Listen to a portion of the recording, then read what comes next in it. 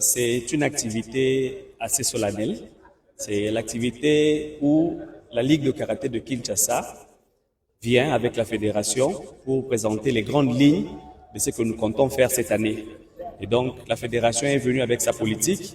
Nous, au niveau de la Ligue, nous allons prendre la politique et faire des projets et ajouter également les programmes que nous-mêmes nous avons pour qu'il n'y ait pas de programmes qui s'entrechoquent.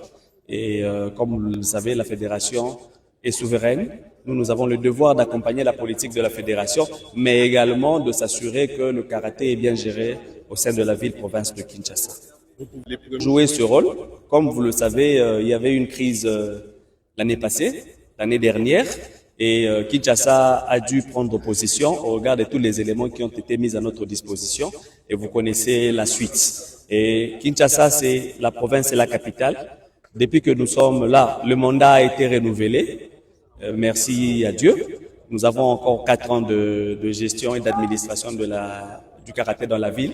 Et donc, ce que je veux dire, c'est qu'il est important que les karatékas continuent de nous faire confiance. Nous avons des devoirs, nous avons une mission au sein de la ville, c'est de pouvoir faire en sorte que Kinshasa reste et demeure la meilleure ville, la meilleure province en termes de karaté dans la République démocratique du Congo. Depuis que j'ai été élu en 2021, dès 2022 jusqu'à aujourd'hui, Kinshasa se trouve être la meilleure province en termes d'organisation des championnats, en termes de médailles, en termes de pépinières, etc. Et donc, nous comptons le rester pendant le plus longtemps possible et en accompagnement avec tous les présidents des ententes qui abattent un travail formidable et je leur dis merci. Nous allons continuer dans cet élan et avec l'aide de Dieu, nous irons loin dans cette ville. Je suis allé dans une logique où on dit on ne prête qu'aux riches et lorsqu'on n'a rien, on ne vous donne rien. Commencez d'abord par avoir quelque chose, commencez d'abord par travailler. Ensuite, vous irez toquer dans des portes des gens, pas en tant que mendiant, mais en tant que partenaire. Et ça, c'est ce que nous sommes en train de faire. Pendant les 5 dernières années, nous avons travaillé avec nos propres poches.